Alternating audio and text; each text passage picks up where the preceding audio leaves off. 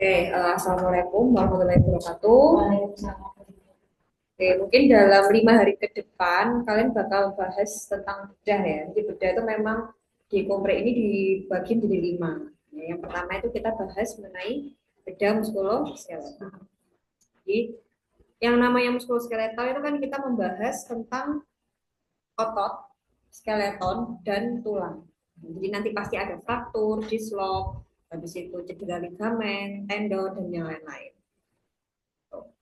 Ini ya, banyak ya, fraktur, fraktur radius, ulna, manus, dan yang lain-lain. Oke, yang pertama adalah fraktur. Fraktur itu kan patah tulang. Oke, fraktur itu sebenarnya dibagi menjadi dua. Ya, jadi ada fraktur terbuka atau open fracture, ada fraktur tertutup atau closed fracture. Bedanya apa? Kalau misalnya dia fraktur terbuka, berarti dia ada luka terbuka. Itu. Kalau fraktur tertutup atau closed fracture itu tidak ada luka. Jadi luka terbuka walaupun dia cuma 1 cm itu sudah disebut open fracture. Kayak gitu. Oke. Nah, jenis-jenis fraktur itu ada banyak ya. Jadi bisa berdasarkan patologisnya, bisa berdasarkan non patologis, komplit dan incomplete. Maksudnya kayak gimana? Kalau patologis berarti dia ada kelainan tulang.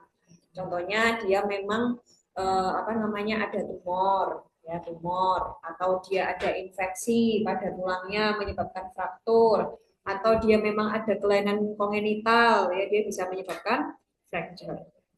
Kalau non patologis biasanya karena trauma. Nah kalau trauma itu berarti dia karena kecelakaan, jadi entah jatuh, entah terbentur, pokoknya dia ada traumanya. Nah, kalau komplit itu berarti melewati seluruh penampang tulang. Jadi kalau komplit itu dia semuanya. Jadi misalnya kayak gini. Ini kan ada tulang nih, misalnya.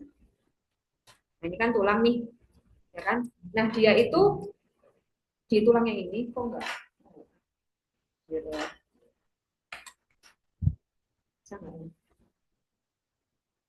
Nah, dia itu dari satu gini, ya dia semuanya mengenai ini komplit. Ya, ini komplit. Jadi dia kena semuanya. Satu gini del jadi dua. Nah, tapi kalau incomplete, dia cuma separuh, enggak seluruhnya kan, cuma segaris kayak gitu tuh dia incomplete. Oke. Nah, kenapa aku sudah bilang di depan kalau misalnya kita apa namanya? Bahas yang open fracture dulu, open fracture dulu. Nah, aku bilang kalau dia open fracture pasti ada luka terbuka. Ya, jadi open fracture atau fraktur terbuka. Nah, fraktur terbuka ini dia itu ada derajat 2, 3. 3 itu pun dibagi menjadi 3A, 3B sama 3C. Gitu. Nah, kalau misalnya dia derajat 1, itu lukanya kurang dari 1 cm. Luka apa sih maksudnya luka terbuka?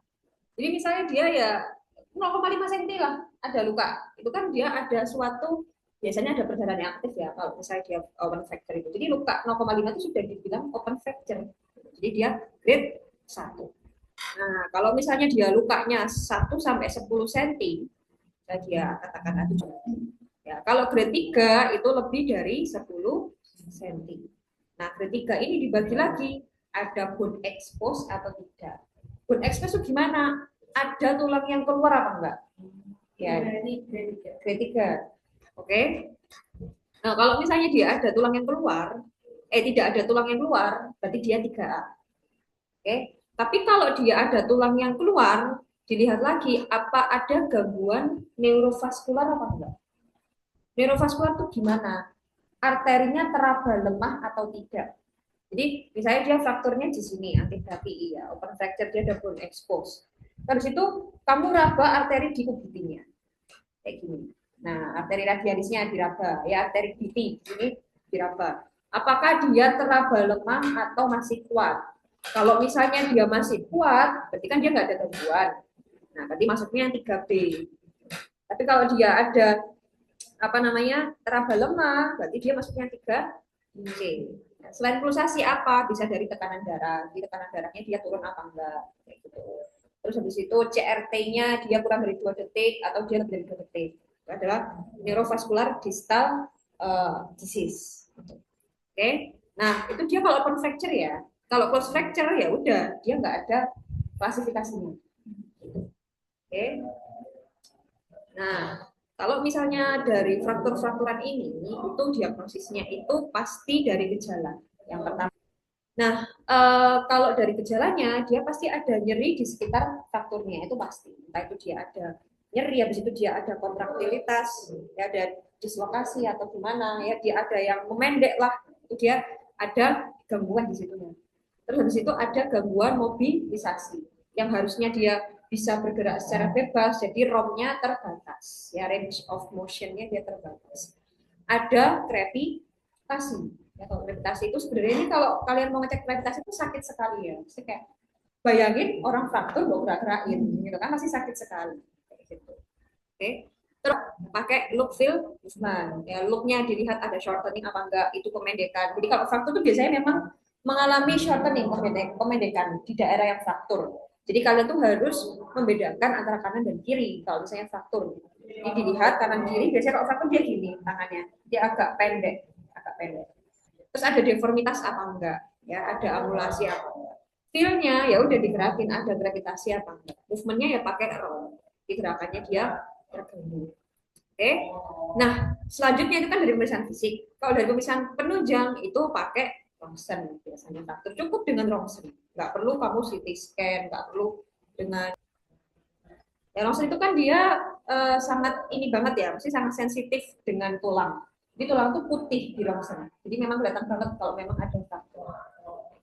Nah, rongsen itu ada rule of two. Rule of two di situ masuknya AP dan lateral. Jadi dia dari samping dan dia depan belakang. Dua sendi. Jadi misalnya antibrakii, dia harus melewati sendi di pergelangan tangan dan sendi siku. Oke, harus melewati dua itu. Terus ada dua waktu. Dua waktu itu gimana? Sebelum melakukan tindakan dan sesudah dilakukan tindakan. Jadi sebelum saya dia datang, sudah fraktur difotokan pasti. Oh dia fraktur. Oke, tindakannya adalah misalnya pasang bidai, ya itu kan perawatan awal ya. Terus habis itu dilakukan operasi.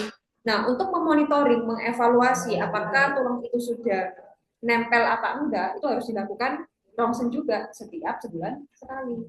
Itu. Di dua waktu sebelum dan sesudah. Ya, tata laksana frakturnya itu apa yang pertama pasti primary survey. Jadi ABCD, ya ABCD itu pasti dilakukan. Prinsipnya adalah 4R. Yang pertama adalah recognition. Recognition itu untuk mendiagnosis, oh berarti ini benar fraktur. Yang kedua itu adalah retention. Retention itu dilakukan imobilisasi. Ya, imobilisasi itu seperti beban bidai. Kan kalau orang fraktur nggak boleh apa namanya bergerak dulu kan, ini tambah ini faktor. Oke. Ada reduction. Reduction itu adalah mengembalikan alignment dengan apa? Misalnya ada shortening, pemendekan frakturnya kayak gini. Frakturnya kayak gini, cross fracture. Harus dilakukan traksi. Ditarik. Ada rehabilitasi, mengembalikan fungsi. Oke, kita sebagai dokter umum ngapain aja? Kita hanya bisa melakukan tata laksana awal, kayak dikasih analgetik, ya antibiotik, TT atau ATS ini tetanus ya. Kalau misalnya dia memang open fracture, biasanya dikasih TT ATS. Sama beban bidai, udah. Itu kita sebagai dokter umum, tata laksananya seperti itu. Selanjutnya apa? Selanjutnya kita apa namanya rujuk. Ya, tata laksana yang tepat, ya tata laksana yang tepat itu adalah di ORIF, dirujuk ORIF ya, open reduction. Jadi dibuka, dioperasi lah istilahnya. Ya, ORIF itu tertutup atau open fracture kayaknya OREF. Oke, itu dia tata laksana yang tepat. Udah tahu kan kapan kita di soal itu kadang ada tata laksana awal, tata laksana yang tepat. Nah itu harus tahu. Kita sebagai dokter umum biasanya tata laksana awal kalau memang SKDI-nya itu tidak tinggi. Tata laksana yang tepat yaitu adalah biasanya masuk ke operasi-operasi. Kalau bedah ya. Oke. Nah ini kita masuk ke fraktur radius dan ulna. Oke, jadi fraktur radius dan ulna itu adalah fraktur antibrakii. Jadi di antibrakii itu kan ada yang radius, ada yang ulna, ya kan antibrakii. Nah, dia itu dilihat radius itu dia ada dislokasi ulna apa enggak. Ulna, jadi ulnarisnya dia istilahnya copot dari kaputnya, itu namanya adalah fraktur Gallezi. Tapi kalau dia frakturnya di os radius tapi nggak ada dislokasi ulna, kita lihat dia ke arah dorsal atau ventral. Oke. Nah, kalau misalnya apa namanya ke arah dorsal, ya itu namanya adalah Coles fracture dorsal. Jadi dorsal itu adalah ke bawah, di agak agak gini tangannya. Ini ke atas, ini ke bawah. Ya itu dia ke arah dorsal. Nah, tapi kalau ke bawah, gitu. Nah, kalau ke arah ventral itu namanya adalah Smith, ya Smith fracture. Dan biasanya itu di soal itu ada kata kuncinya, keywordnya. Jadi kalau dia koles, ya C kayak gini, ya C, jadi kan kayak garpu bentuknya, ya kan? Namanya adalah dinner fork. Fork itu kan garpu ya. Kan? Jadi C, koles, jadi dia dinner fork. Nah, kalau dia Smith, Smith itu seperti huruf S. Yang depannya S, itu adalah garden spade. Jadi seperti apa sih oh itu loh, garden spade itu kebun itu loh, jangkol kebun apa sih? Nah kayak gini loh, serok kebun. Garden spade devor garpu dinner fork C. Ya, kalau garden spade dia kayak huruf S. Namanya dia frakturnya ulna, ulna tok itu namanya adalah Montegia. Ulna tok. Makanya ada singkatannya MUGR, MUGR. Kamu nggak begini? Ada dislokasi ya. Montegia itu punyanya ulna, fraktur ulna. Galezi itu punyanya. Kalau dia ada dislokasi, ya kalau nggak ada dislokasi, tinggal lihat. Nah, tata laksanaannya sama ya kayak yang di atas. Ya, tata laksananya pasti A, B, C, D, dan 4R. Untuk tata laksana awalnya pakai analgetik, antibiotik, TTATS. Sama yang tepat adalah dirujuk. Dilakukan ORIF karena dia frakturnya tertutup. Nah, kalau frakturnya tertutup kan dia pakainya ORIF. Fraktur manus itu adalah fraktur yang ada di telapak tangan. Ya, jadi ada 4, ada Burton, Bennett, Boxer, sama Scavoid. Sebenarnya ini jarang keluar ya kalau yang fraktur manus itu, tapi mungkin nice to know aja untuk kalian. Ya kalau misalnya dia fraktur Burton, ya Burton fracture itu dia ada di kelihatan nggak ya? Nah,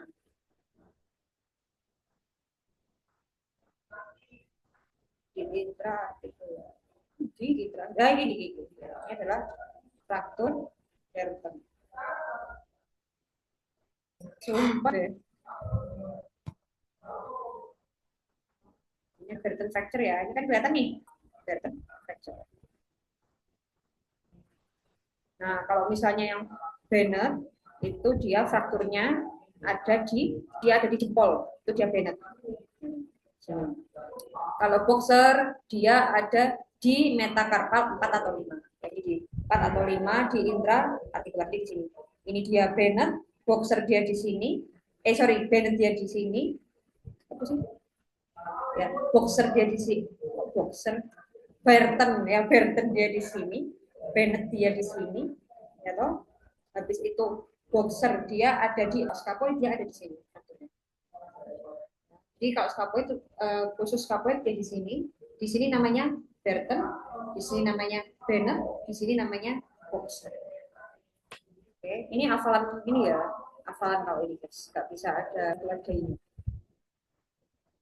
Selanjutnya adalah faktor kafein. Ada yang bertanya di sini? Belum ya? Nah, kalau faktor klavikula, ya ini paling tual. Oke, kalau faktor klavikula, oke, klavikula kan di sini kan ya, ya. Dia itu klavikula itu ada 3 bagian. Jadi dia ada yang bagian proksimal, proksimal itu dia yang dekat atau dia yang nempel dengan apa namanya iga. Ada yang bagian medial, sering itu adalah middle. Kenapa kok middle? Karena dia tidak ada perlekatannya. Ya kan kalau proksimal kan dia melekatnya pada tulang iga. Kalau misalnya dia yang distal dia kan melekatnya pada humerus. Nah, kalau medial dia nggak ada tempat pelekatannya. Jadi kalau misalnya ada fraktur, nah si middle ini yang paling sering terkena. Kayak gitu. Oke.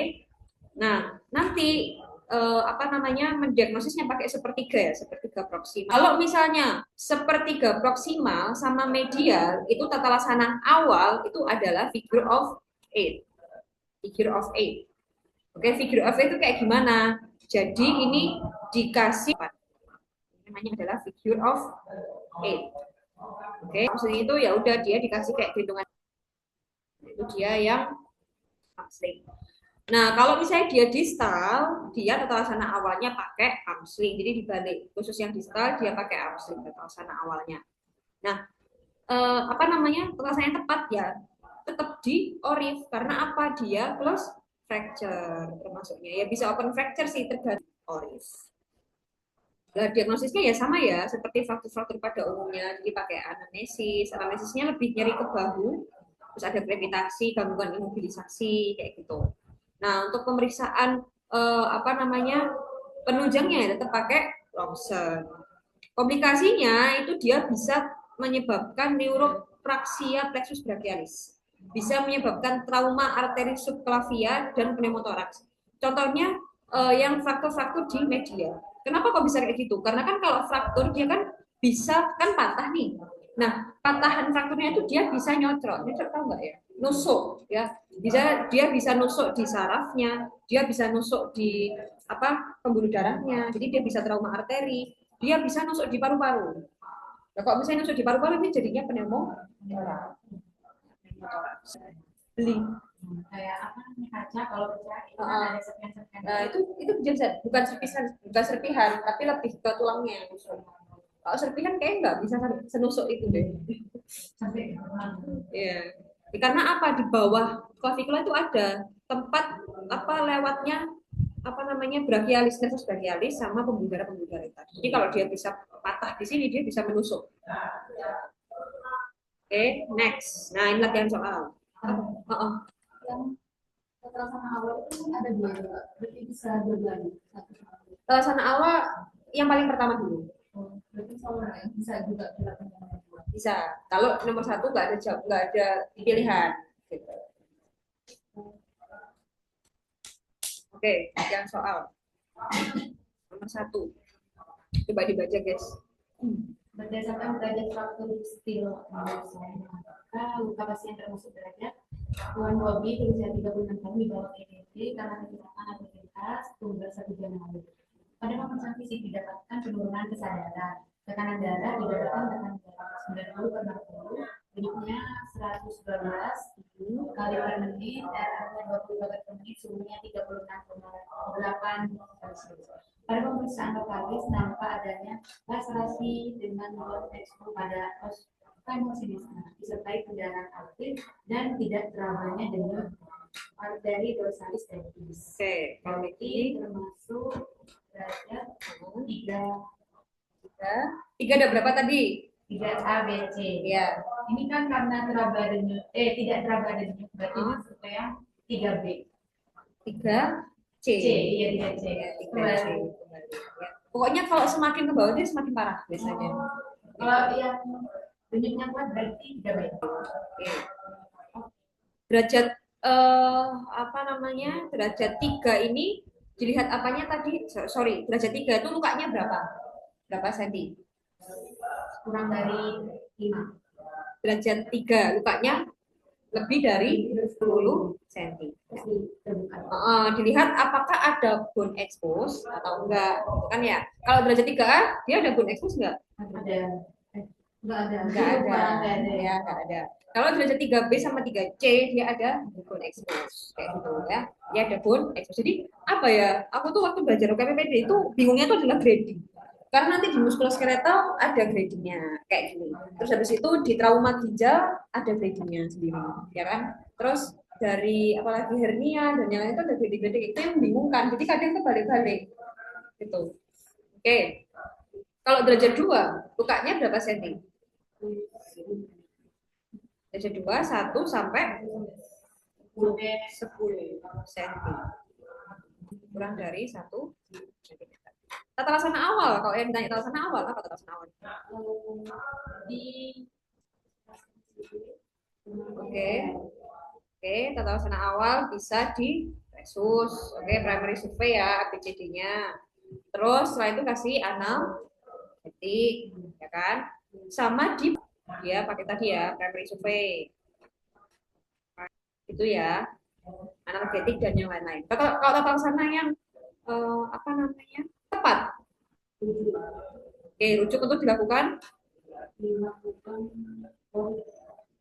orif atau oref, oref, karena dia sudah derajat 3. Oref itu dilakukan kalau dia derajat 2 dan derajat 3. Orif dilakukan kalau misalnya dia derajat 1 sama luka tertutup. Oke. Oke, next. Ayo Mil, baca Mil. Nomor 2. Diagnosis yang paling tepat adalah menentukan berusia 36 tahun setelah operasi. Pasien merasa kesulitan pada ada bisa mengambil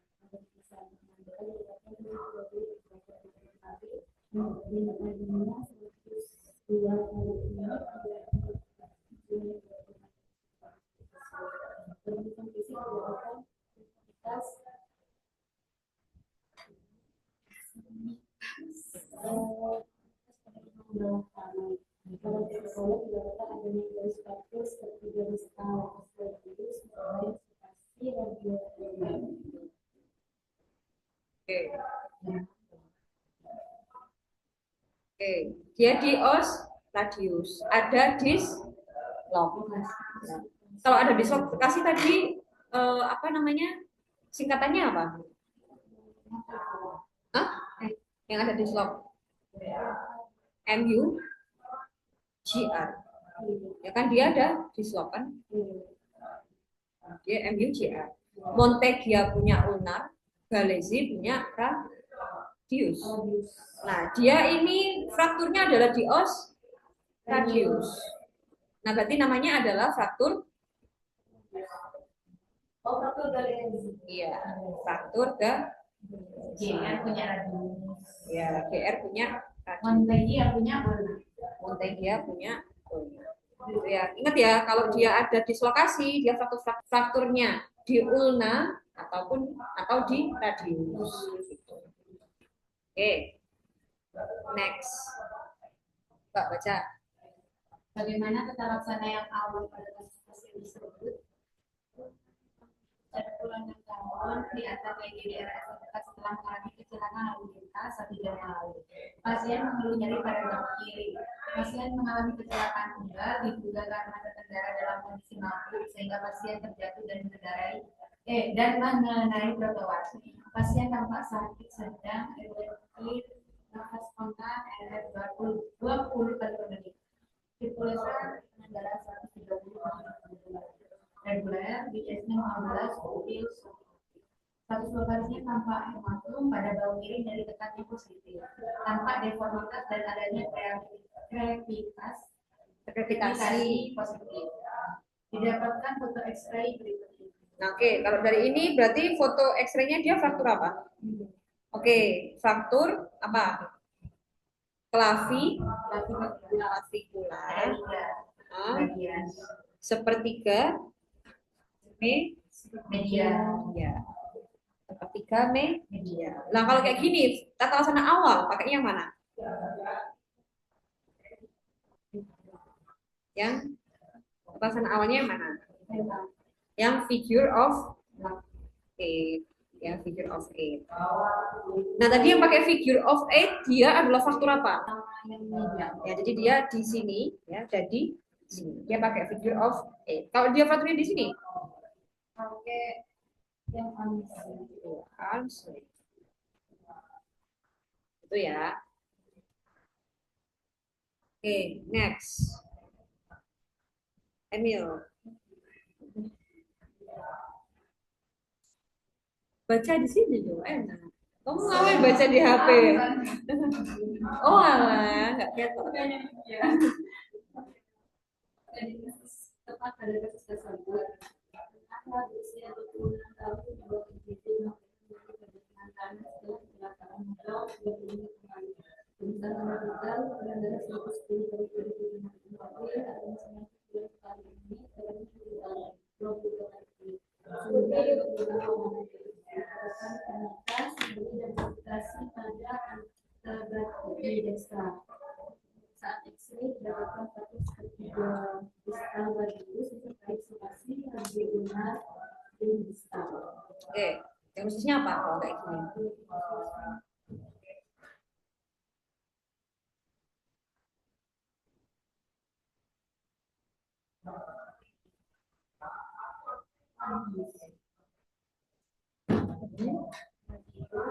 Terus radius, terus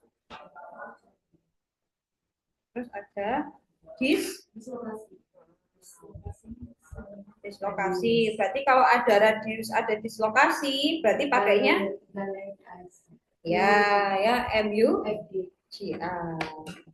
Diulang sebenarnya tadi. Ya kan? Diulang ya MU G. Karena dia radius adanya gaji. Oke, next. Diagnosis yang paling tepat adalah seorang laki-laki usia 52 tahun datang ke IGD keluhan nyeri dan luka di tangan. Belakangan telah jatuh dari dengan posisi tangan dan kita tekanan darah 130 ke 70, rate 92 kali per menit, RR-nya 22 kali per menit, semuanya 37 kali tersebut. Status lokalisnya didapatkan kulit mengangkat di kontras lengan bawah kanan, gravitasi positif. RON terbatas karena nyeri. Setelah dilakukan X-ray, anterbody dextra AP nampak garis transversal pada distal, radius dengan fragmen distal menuju ke dorsal. Oke, berarti ini masuknya kan dia radius. Tapi tidak ada dislokasi. Oke, berarti dia ada dua kan tadi? Iya. Apa aja itu? Koles. Kalau dia menuju ke dorsal namanya Koles. Kalau aku sih kayak gini ya. Dulu itu kalau menghafalkan tuh ini kan aku susah ya. Aduh, mana sih dorsal, mana sih ventral gitu kan. Aku namanya kalau di kayak gini CD. Udah CD. Apa CD SV, Smith ventral. Tapi aku menghafalkan CD aja. Gitu. Karena kan yang sering kita dengar kan CD gitu kan. Ya udah berarti koles dorsal. Koles itu C, jadi dia membentuk seperti garpu. Ya, jadi namanya nanti ada keywordnya adalah dinner form. Kalau Smith dia S, jadi membentuk seperti garden spade. Oke, next. Oh ini nih kalau saya yang tepat apa nih? Kalau kayak gini TX tepat. Nah, yang tepat bukan apa? Yang tepat. Oris ya. Oke, next.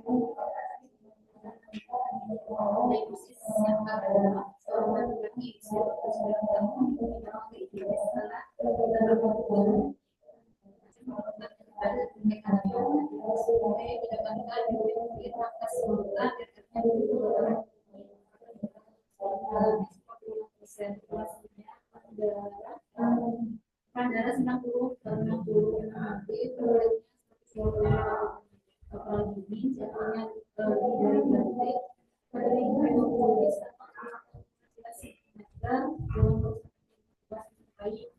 debris paspor dan akreditasi positif penduduk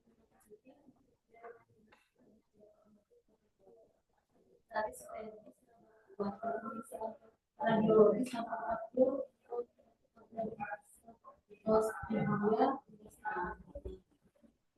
Oke, kalau kayak gini berarti dia masuknya open fracture karena kan dia ada luka terbuka. Ya, lukanya kan tadi 11 cm. Berarti dia masuknya grade 3. Oke. Grade 3 terus dia ada penonjolan tulang. Ya, penonjolan tulang itu namanya adalah bone expose. Oke, berarti dia masuknya kalau ada bone expose grade berapa? 3BC. Ya, 3BC. Terus kita lihat dari arterinya. Oke, teraba apa enggak? Oke, kalau di sini kan dia teraba kuat nih. Berarti 3B. 3B. Itu ya. Oke, fraktur-fraktur sudah. Ada yang mau ditanyain? Oh, komplikasi ini dulu. Fraktur-frakturan. Atau yang online mau tanya? Biasanya juga belajar. Ada ya. Ini FPM. Saya Pak Doni, bulan.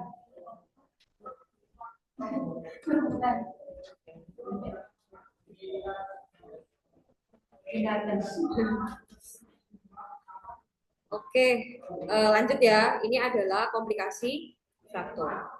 Jadi semua penyakit kalau tidak ditangani dengan tepat dan cepat itu dia akan mengakibatkan komplikasi. Ya, komplikasi itu ada apa namanya dua, ya. Ada late, ada early. Ya, jadi dia ada yang terlambat, ada dia yang cepat. Kita bahas yang cepat dulu ya, yang early terlebih dahulu. Nah, kalau dia yang early, dia itu yang pertama komplikasinya bisa sindroma kompartemen. Bahas nggak di sini? Oh ya, bahas. Itu yang pertama. Yang kedua, dia bisa menyebabkan cedera nervus. Nah, nervus apa aja? Ada nervus brachialis, ada nervus radius, ada nervus ulnaris. Oke, ya udah gini. Oh, ada. Ya. Terus dia juga bisa menyebabkan infeksi atau osteomielitis. Osteomielitis pun nanti akan dibagi lagi. Ada yang akut, subakut, dan kronis. Kalau misalnya dia yang late, ya dia yang terlambat, terlambat tuh kayak gimana? Dia itu apa namanya gejalanya baru muncul, ya baru muncul setelah dia lebih dari 3 bulan. Dia itu yang late. Tapi kalau yang early dia bisa secepat mungkin, bisa berjam-jam, bisa berhari-hari, kayak gitu. Nah, kalau misalnya yang late ini ada dua, ya ada yang nyeri atau tanpa nyeri. Adalah delayed union. Delayed itu kan dia terlambat, ya kan? Jadi itu fraktur kan dia pecah nih, patah nih jadi dua. Kan pasti dilakukan pemasangan pen, ya kan? Kalau delayed, ya dia itu tidak nyambung, walaupun sudah dilakukan tata laksana ORIF. Jadi dia terlambat nyambung. Jadi nggak nyambung harusnya itu kan faktor itu kan 3 bulan itu sudah nyambung, tulang itu 3 bulan itu sudah nyambung. Tetapi delayed itu dia tidak nyambung, padahal sudah dilakukan terapi. Oke, belum tersambung, makanya dia masih nyeri. Yang sama aja kan mas kayak patah tulang, ya kan? Karena dia nggak nyambung. Oke, nah kalau nggak nyeri itu dia non union atau mal union. Oke, kalau non union itu dia ada pseudo istilahnya koyok apa gak ya di sini? Non union.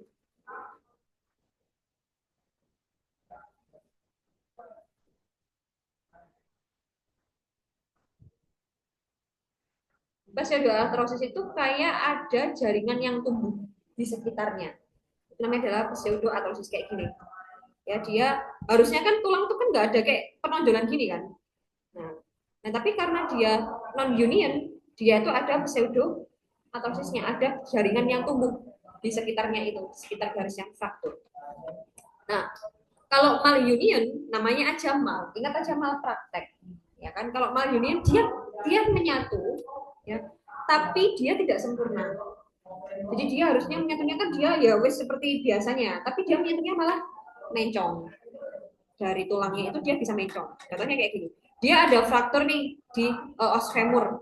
Dia menyatu, tapi dia alignmentnya nggak lurus. Nah, dia mencong. Dia mencong kayak gini. Itu dia namanya adalah malunion. Jadi dia mencong.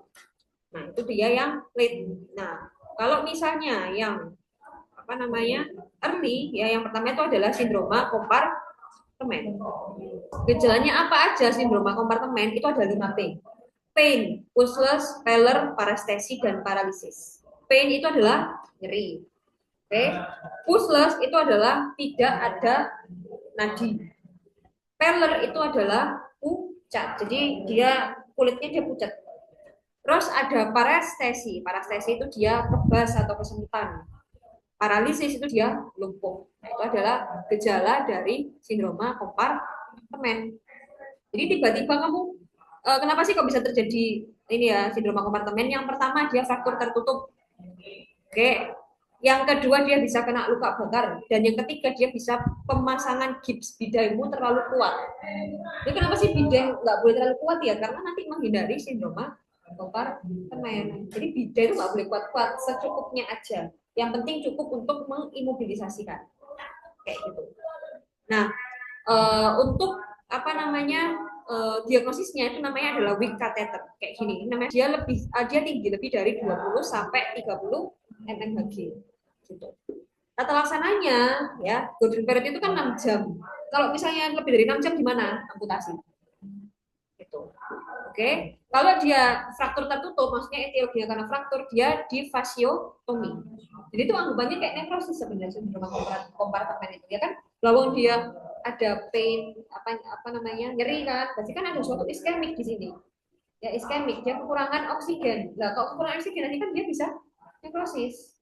Nah kalau nekrosis kan harus segera dipotong agar tidak nekrosisnya merambat ke atas. Jadi memang beratnya adalah 6 jam. Kalau dia karena fraktur tertutup, ya itu dia fraktur tertutup namanya adalah fasiotomi. Jadi fasianya itu yang diambil, fasia nekrotik itu yang diambil. Ya. Kalau luka bakar itu adalah eskarotomi. Eskarotomi itu adalah jaringan-jaringan bakarnya yang mengalami nekrosis itu diambil.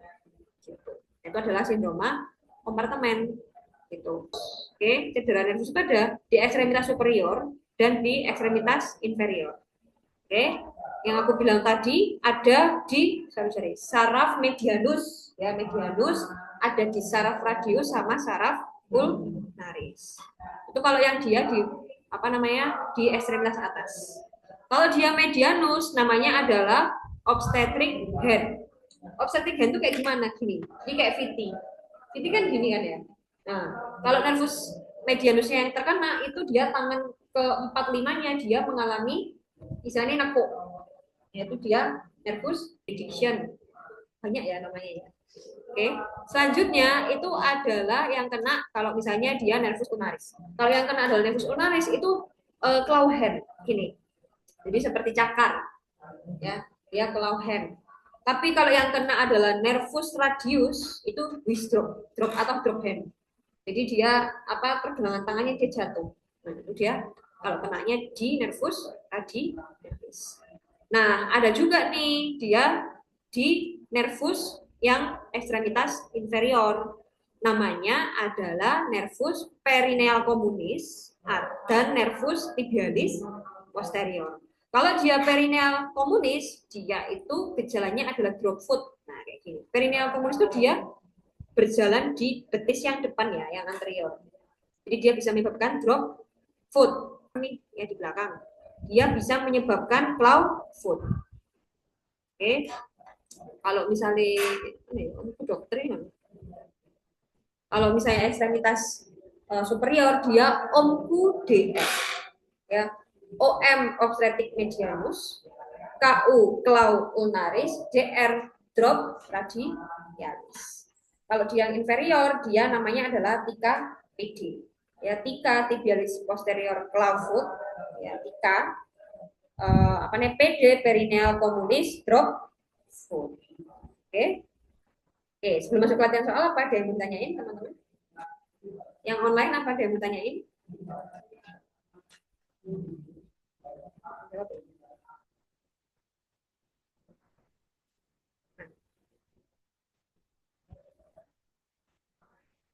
Teman Kak.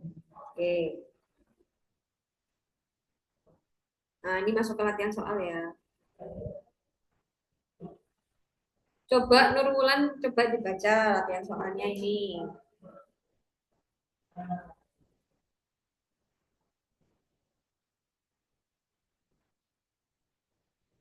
Coba.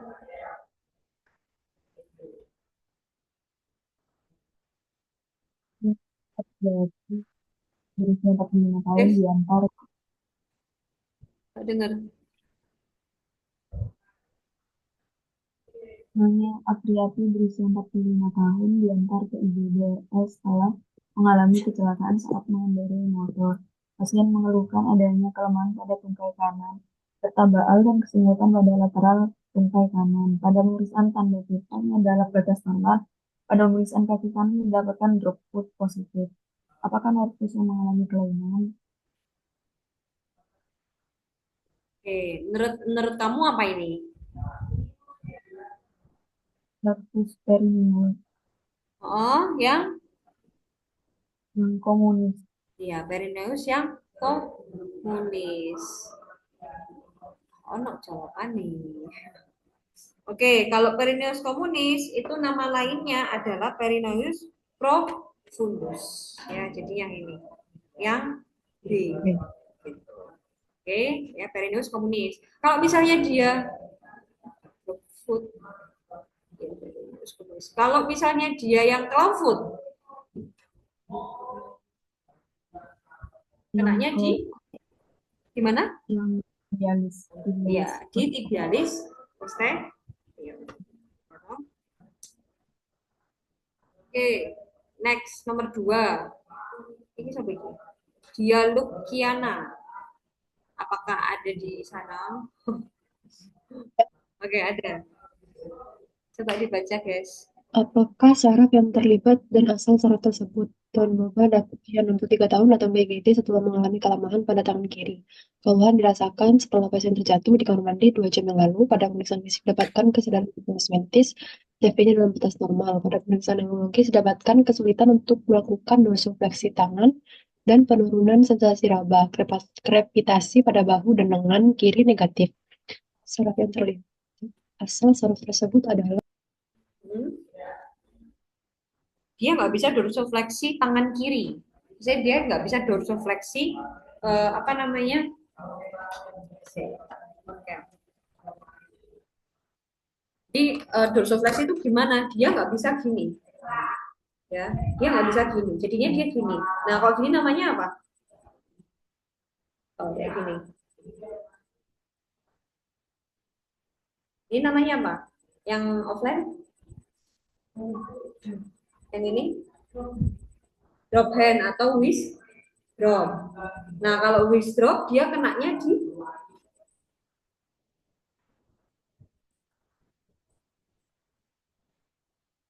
OQ DR tadi. Drop radialis ya. Dia kenanya di radialis. Jadi ini jawabannya ada yang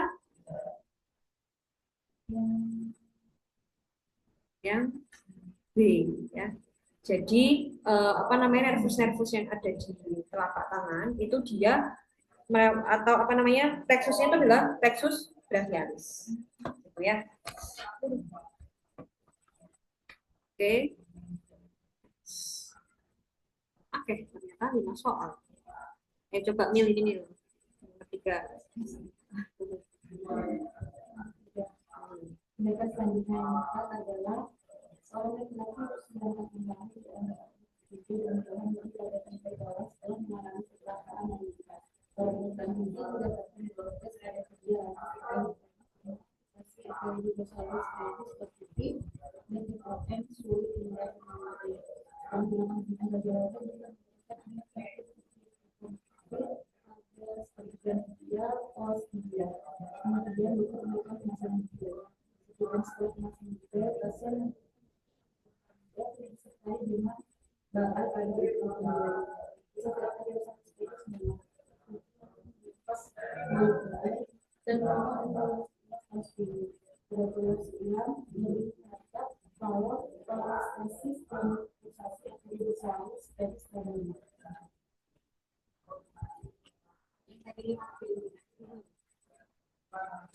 DX-nya apa? DX-nya sindroma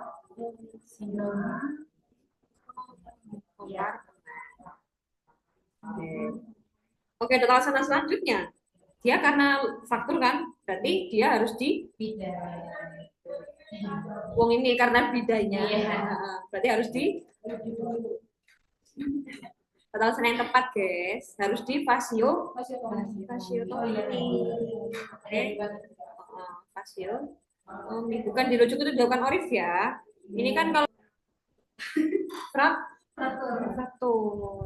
Oke, kalau fasiotomi itu dia tata laksana untuk sindroma kompartemen karena fraktur. Kalau eskariotomi sindroma kompartemen karena ini harus segera dilepas bidainya karena dia itu nyerinya kan fasiotomi.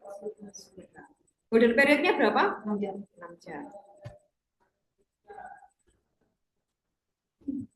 Oke, coba kamu. Panggilanmu siapa? Arin? Iya, Arin. Oke. Apakah diagnosis pada pasien hanya titik usia 29 tahun datang ke RS dengan keluarga kiri sulit digerakkan sejak 1 minggu? 4 bulan sebelumnya pasien mengalami kecelakaan lalu lintas dan didapatkan bagian kiri patah. Pasien telah berobat ke sangkal jantung. Pemeriksaan TV dalam batas normal. Pada pemeriksaan itu sudah didapatkan adanya ambulasi pada Umeru, Sinitra, dan gerakan penunjukan tulang. Gravitasi negatif dan negatif. Apakah dia? Oke.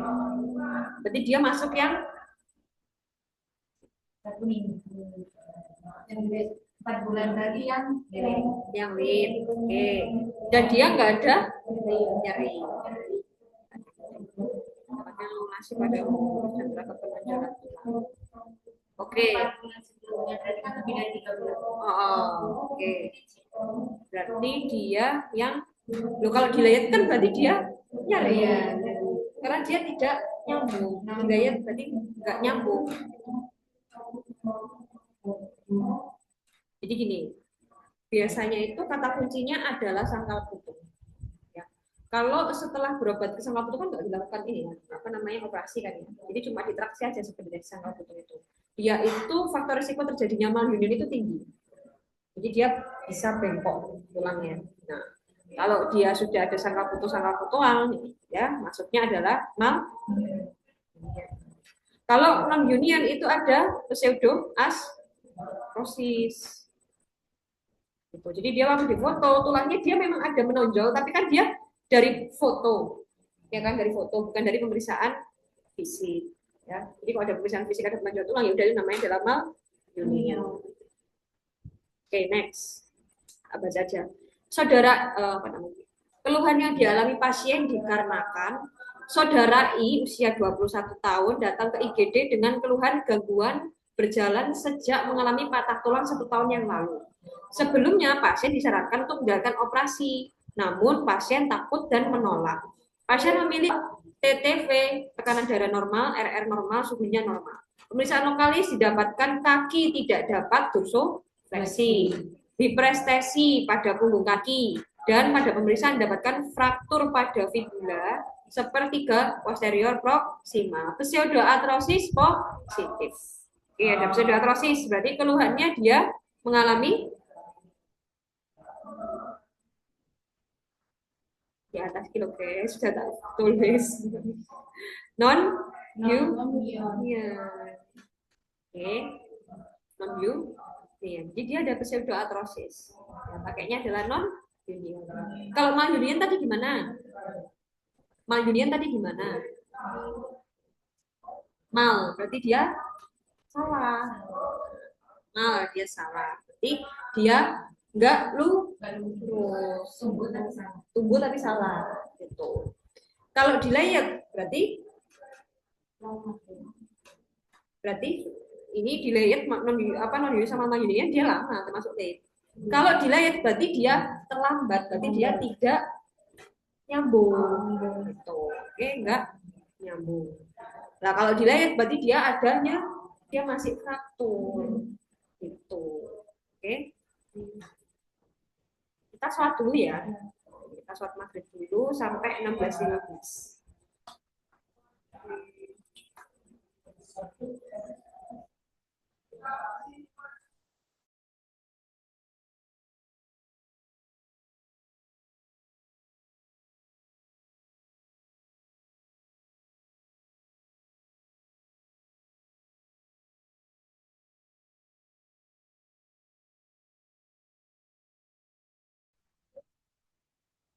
Oke, selanjutnya kita bahas tentang dislokasi.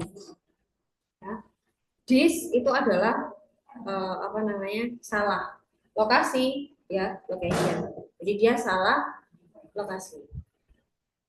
Oke. Nah, namanya dislokasi itu biasanya terjadi kalau misalnya suatu tulang itu dia keluar dari kaputnya. Jadi kepalanya, jadi tempat dia istilahnya tempat dia menguncinya, namanya adalah dislokasi. Nah, dislokasi itu gejalanya dia pasti nyeri, ada gangguan mobilisasi, tapi dia tidak ada revitasi karena dia bukan fraktur kayak gitu. Oke. Nah, dislokasi ini itu dibagi menjadi beberapa. Yang pertama itu adalah dislokasi total. Ya, dislokasi total itu dibedakan menjadi dua. Ada yang hip joint, ada yang shoulder joint. Kalau hip di mana? Hip di mana? Hip, hip itu di sini, pelvic, ya di panggul. Itu namanya adalah hip, bahasa Inggrisnya. Kalau shoulder berarti di shoulder, di bahasa Indonesianya shoulder di bahu. Oke, hip itu adalah panggul, shoulder itu adalah bahu. Oke, nah apa namanya, lokasi dislok di hip joint dan shoulder joint itu ada dua. Dia mengarah ke anterior atau mengarah ke posterior. Jadi kalau anterior berarti ke depan, kalau posterior berarti ke belakang. Kalau misalnya nih apa namanya, dislokasi shoulder dan hip mengarah ke anterior, ya dia ke depan gini. Jadi dia tulangnya itu dia disloknya itu ke depan, keluar dari kaputnya dia ke depan. Ya, jadi dia ke depan gini, bisa ke depan bisa ke belakang.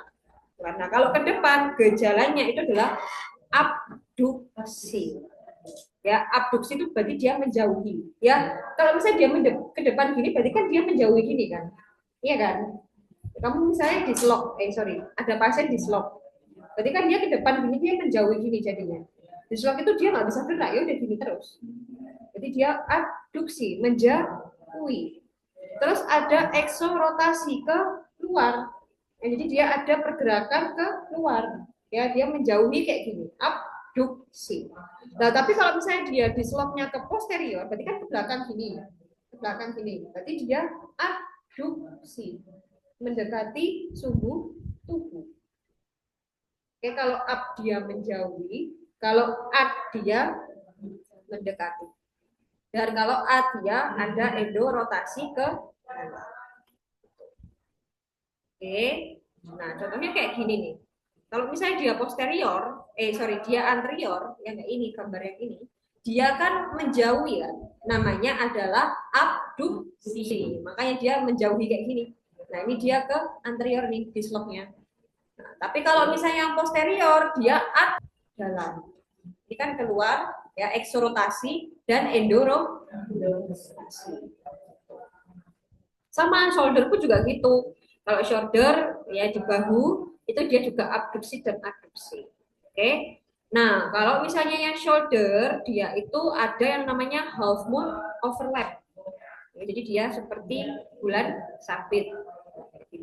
Nah, kalau misalnya dia yang posterior, namanya adalah lampu. Itu dia yang posterior. Itu dia dislokasi total. Nah, kalau misalnya dislokasi parsial, dia ada yang namanya subluxasi kaput radii. Ya, jadi itu dia dislokasi pada di sikunya. Kenapa kok bisa terjadi seperti itu? Biasanya itu kalian tahu nggak kalau orang tua itu memutar anaknya itu? Nah, itu bisa terjadi dislokasi di sikunya. Makanya jangan sekali-sekali seperti itu, sakno. Jadi diputar. Nah, itu namanya adalah subluxasi kaput radii. Nah, gangguannya atau gejalanya itu adalah nyeri. Terus habis itu ada fleksi antebrakii dan tangannya dia posisi progres. Ya udah, dia tangannya seperti ini. Seperti boneka. Jadi tidak bisa digerakkan, sakit untuk digerakkan. Seperti tangan boneka. Nah, kalau dislokasi ini, itu tata laksana ya wes dirujuk untuk dilakukan reposisi. Ya, direposisi, dibalikkan kembali. Kalian pernah muncul nggak di FBP kalian tiba-tiba kayak dibalikan lagi ininya? Entah itu di sini, entah itu di sini, entah itu di iya. Nah, itu namanya adalah dislokasi. Dia harus dibalikan lagi. Reduksi. Oke, kita ke soal. Saudara K, laki-laki berusia 21 tahun, dibawa ke IGD rumah sakit setelah mengalami kecelakaan lalu lintas 1 jam yang lalu. Pasien terjatuh saat mengendarai sepeda motor dengan kecepatan tinggi. Dari hasil pemeriksaan didapatkan keadaan hemodinamik pasien stabil. Tungkai kanan tampak fleksi, abduksi, dan eksorotasi sendi panggul. Tampak luka lecet di sekujur tubuh pasien. Apakah diagnosis yang paling tepat? Dia abduksi. Jadi dia mengarah ke iya ini benar ya. Jadi dislokasi panggul anterior. Oke, karena dia ada di tungkai ya, tungkai bawah. Jadi kan masuknya ke hip ya, hip joint bukan shoulder. Jadi dia dislokasi panggul anterior karena dia abduksi ya, menjauhi sumbu tubuh. Oke. Selanjutnya nomor 2,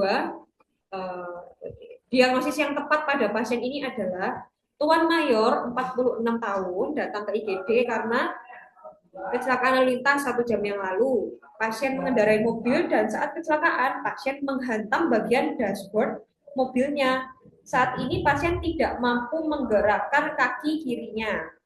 Keadaan umumnya kompos mentis, TTV dalam batas normal. Pemeriksaan lokalis didapatkan jejas pada dahi dan pangkal paha kiri.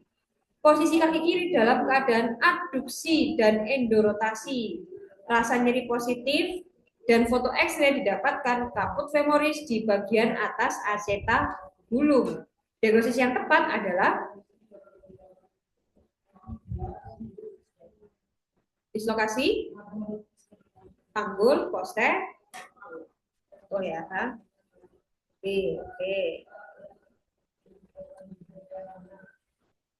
Oke.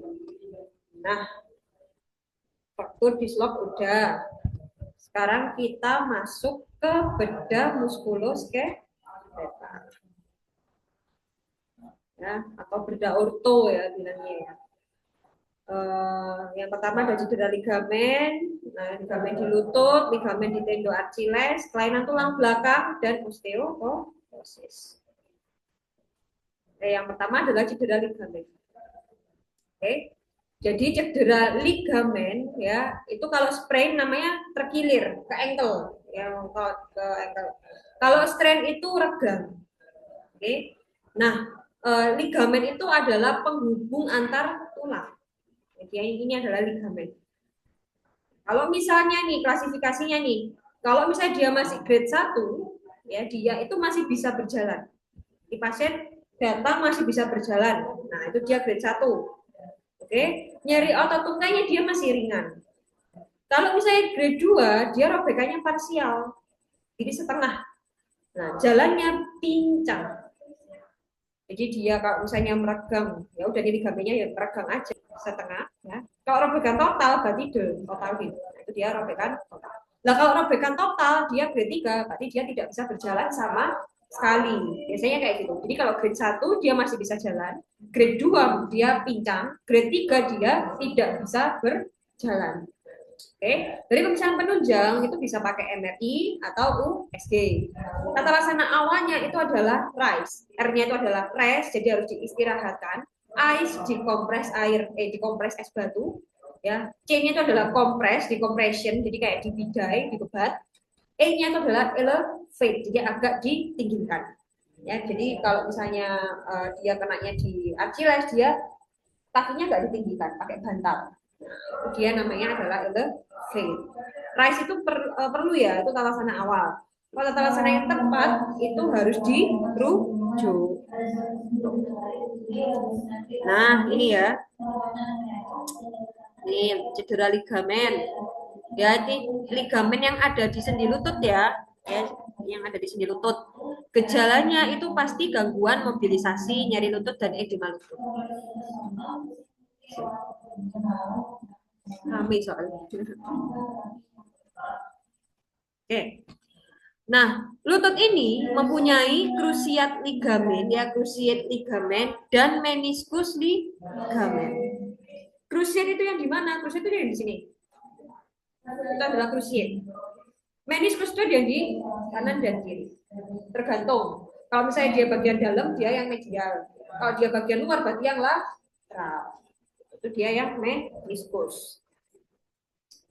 Oke, kalau cruciate ligamen ya dia kan ada di sini. Dia itu ada banyak, ada lateral LCL, ada medial atau MCL, ada anterior ACL dan posterior PCL. Kalau dia yang lateral itu lateral dan medial bagus stress test. Jadi lututnya tuh kayak digerak-gerakin. Jadi di varuskan ya, divalvuskan dan divaruskan. Gitu, kayak gini.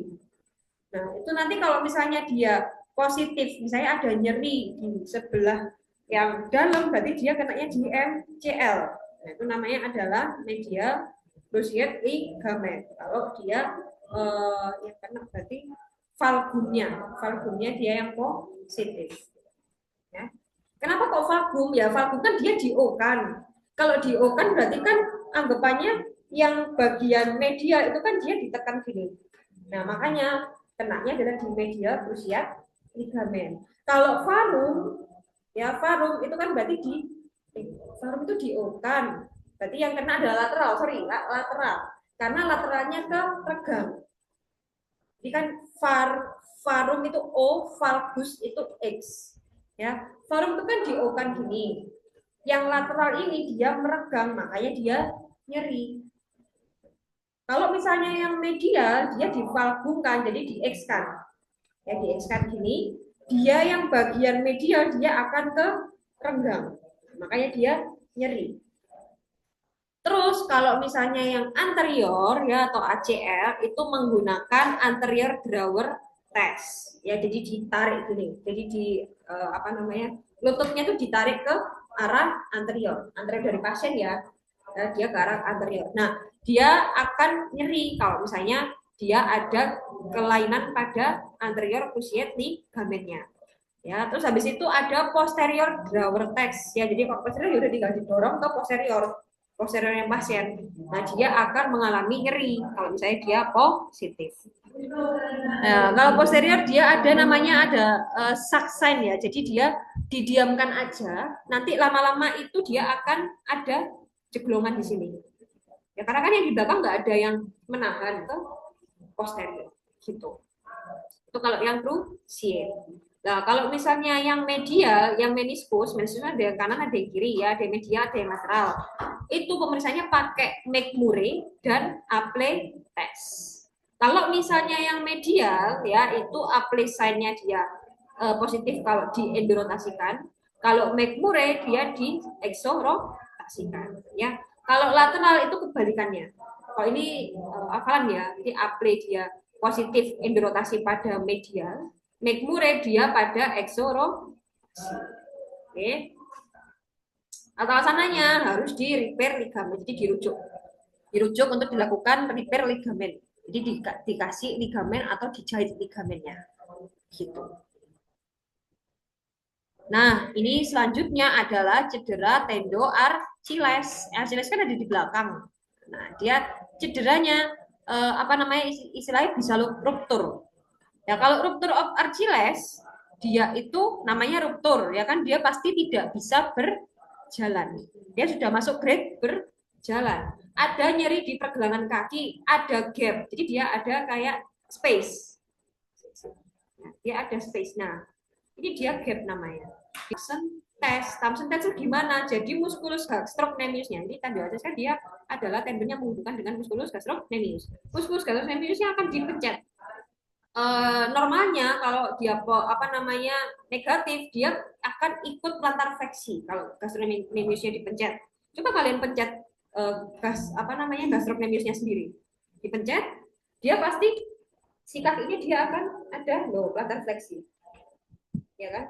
Aku nggak plantar fleksi kali ini tak pencet, nah dia akan gerakan plantar fleksi. Oke, tuh dia ada gerakan sendiri kayak gini. Nah ini berarti dia Thompson testnya dia negatif.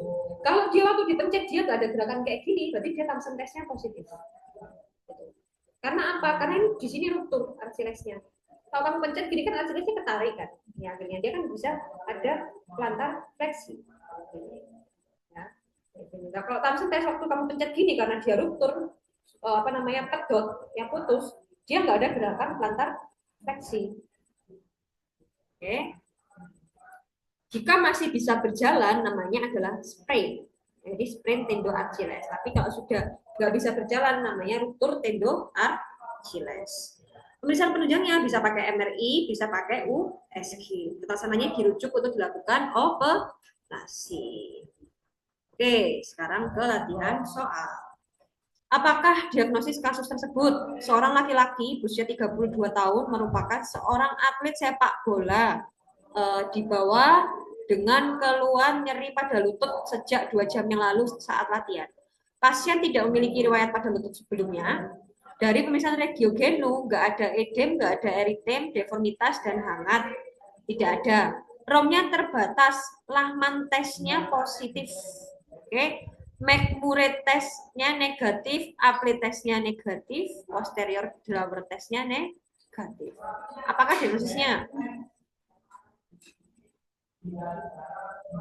Lahman tes. Lahman tes itu adalah pemeriksaan pada anterior cruciate ligament. Ya kalau misalnya dia positif berarti kelainannya di mana kalau dia positif?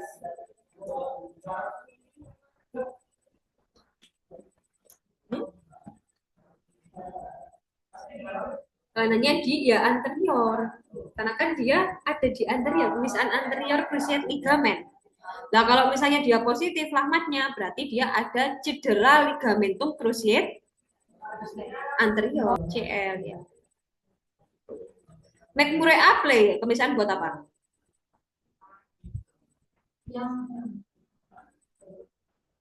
Yang mana? Meniskus. Kalau yang ya P, C, posterior cruciate ligament. Total sana repair ligament.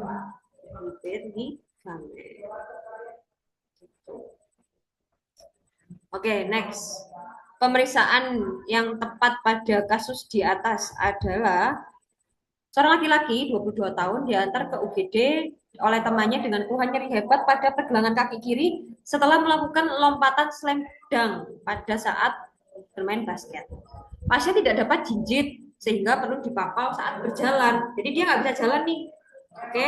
Pada pemeriksaan tanda vital didapatkan tekanan darahnya 130/80, RR-nya 22, nadinya 98. Suhunya 3 palpable swelling pada daerah posterior pergelangan kaki.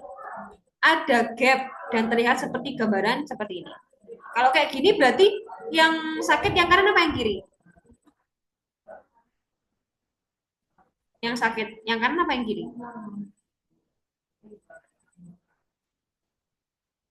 Yang kanan atau yang kiri? Yang kiri. Ya, ini yang kanan ini normal. Oke. Ini dia normal. Dia tendon Achillesnya tidak ada ruptur. Nah, gapnya. Oke. Berarti yang ruptur Achilles itu yang sebelah kiri. Pemeriksaan yang dilakukan ada benar ya, Thompson. Kita ngecas laptop.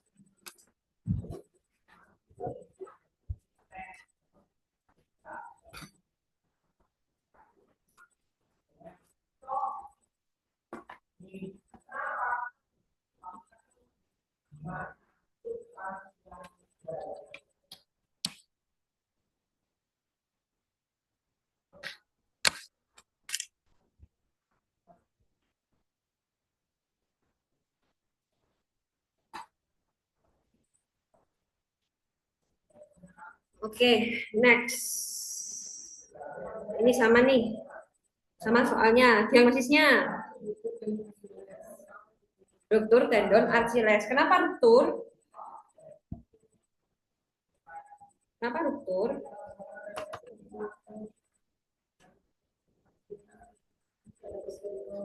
No. Kenapa ruptur? Karena dia kesulitan berjalan. Makanya dia ruptur. Kalau misalnya dia masih pincang, namanya adalah sprain tendon Achilles. Gitu. Oke, next. Hah? Ini kan yang tadi ya, sama. Apa yang tadi jawabannya? Lahman tesnya positif, anterior derivative tesnya positif. Jadi yang ruptur ligamen cruciatum anterior. Oke, kita masuk ke kelainan tulang belakang ya. Ini dia karena ada spondylosis, spondylolistesis, spondylolitis. Nah, itu kan. Oke. Nah, kelainan tulang belakang. Yang pertama, tulang belakang namanya adalah vertebrae kan ya. Spine. Nah, yang pertama itu adalah OA. OA itu adalah osteoartritis. Osteoartritis terjadi pada orang-orang berusia tua. Oke. Kalau yang namanya spondylosis itu adalah OA vertebrae. Spondylosis atau spondyloartrosis. Itu dia OA vertebrae. Oke. Kalau misalnya dia spondylolistesis, ya, listesis itu adalah pergeseran. Spondylolistesis dia pergeseran tulang. Jadi dia tulang belakangnya dia bergeser. Entah dia bergeser ke depan atau ke belakang. Itu namanya adalah spondylolistesis. Kalau spondylolisis, ya spondylolisis pecah. Nah, kalau pecah berarti dia ada fraktur.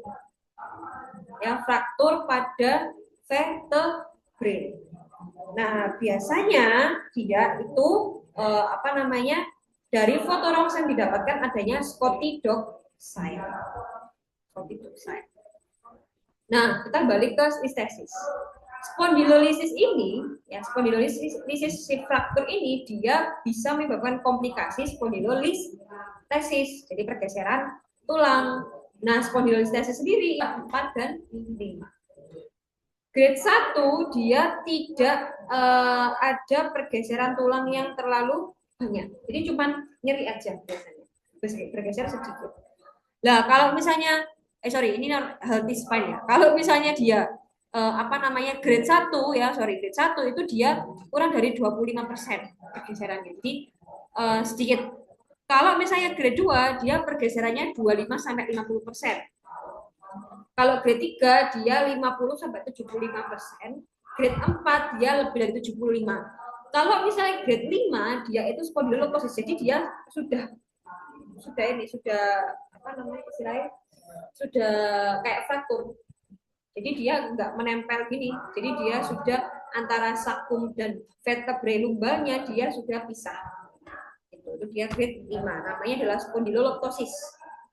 Oke.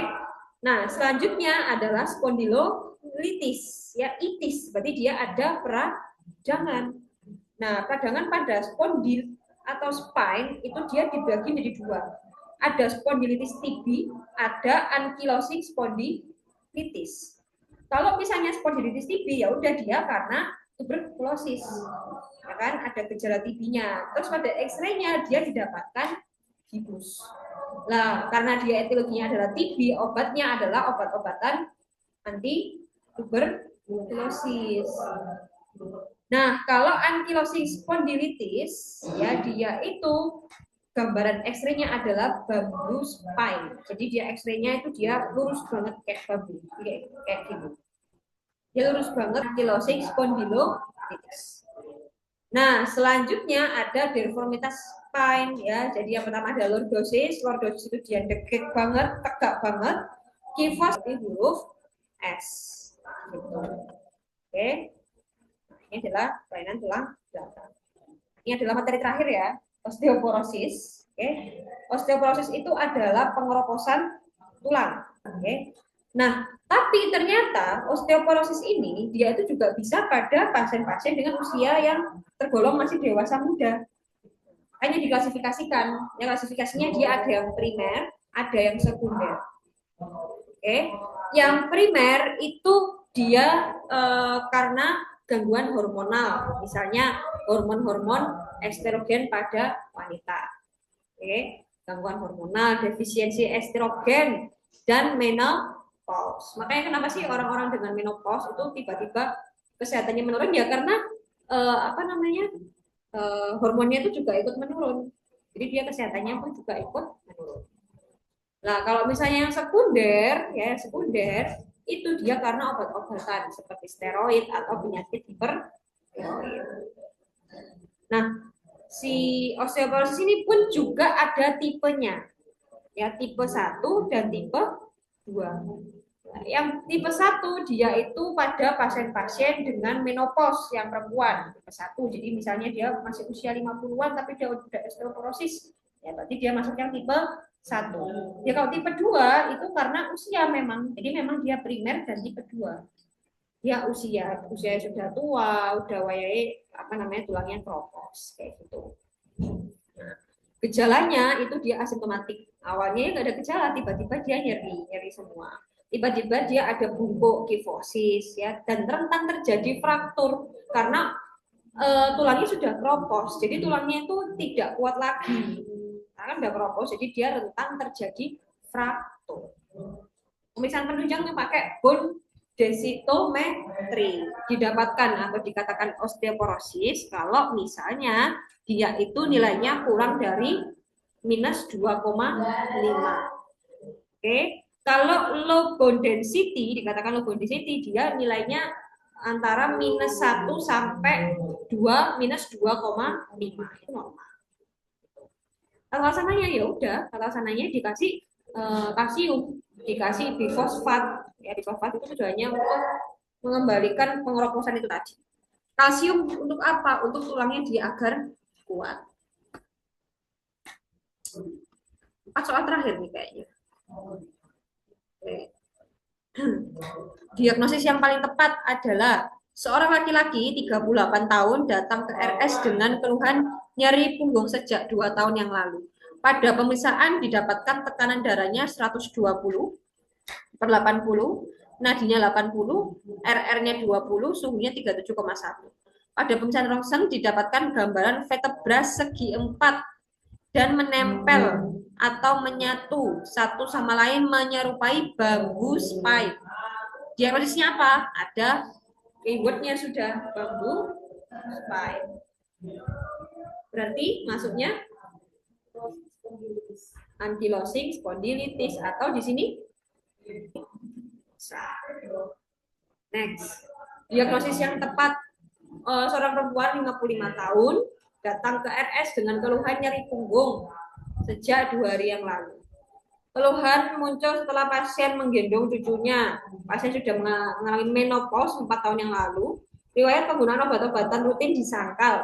Pada pemeriksaan fisik didapatkan tekanan darahnya 130, normal, HR normal, RR normal, suhu normal. Pada pemeriksaan X-ray didapatkan fraktur kompresi. Pada pemeriksaan bone mass density didapatkan T-score-nya adalah minus 3. Oke, diagnosisnya adalah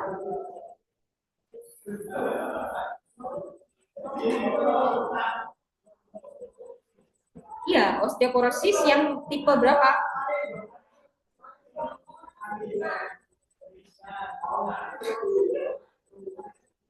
Dia masih 55 tahun, berarti kan masih belum masuk lansia, masih dewasa.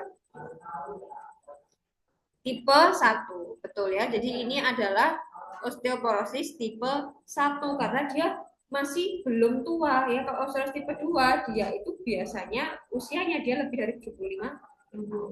Dia masih 55 tahun. Jadi osteoporosis primer tipe 1.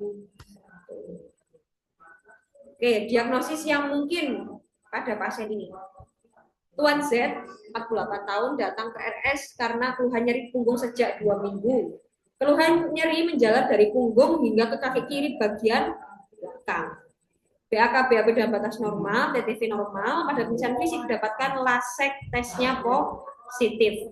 Setelah dilakukan radiologi didapatkan adanya pergeseran vertebra. Oke, berarti diagnosisnya adalah ini ada bergeser nih.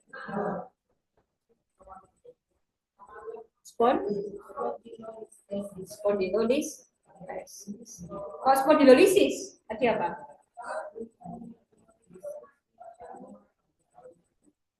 Dari kata apa? Dari kata lisis kan berarti fraktur. Spondilitis, kata itis berarti dia ada itis, ya itis itu dia infeksi. Kalau artrosis itu dia ada itu. Ya, nanti pergeseran spondylolistesis ya. Oke, next soal terakhir. Diagnosis yang tepat seorang pasien laki-laki 18 tahun dibawa ke IGD dengan keluhan nyeri punggung sejak 3 tahun. Keluhan dirasakan setelah pasien bangun dari kursi. Keluhan dirasakan menjalar hingga bokong dan dirasakan sejak 3 bulan yang lalu. Hilang timbul muncul terutama saat perubahan posisi seperti berdiri dan posisi duduk. Keluhan membaik saat posisi tidur. Oke, pada tulisan X-ray didapatkan diskus intervertebral menyempit dengan osteofit di sekitarnya. Ini bukan 18 tahun ya harusnya. Diagnosisnya adalah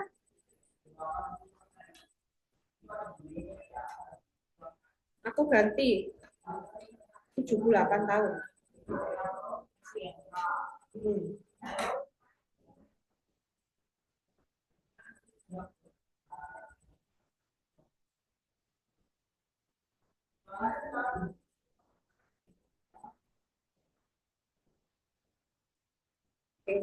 Bingung.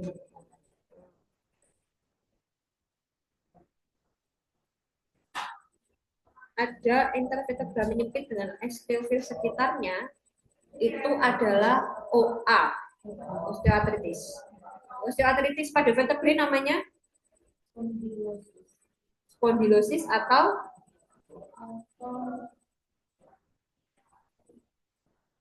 OA, osteoartritis.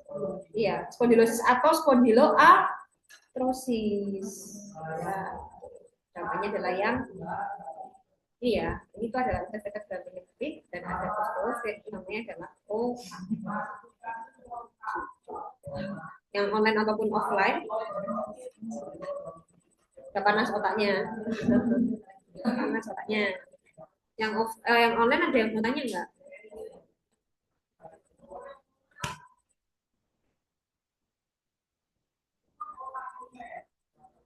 Aman kah?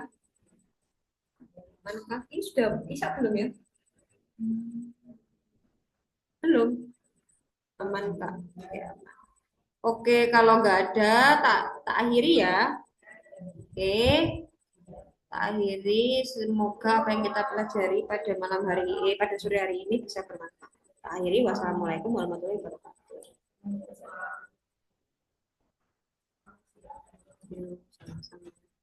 Terima kasih banyak, Kak.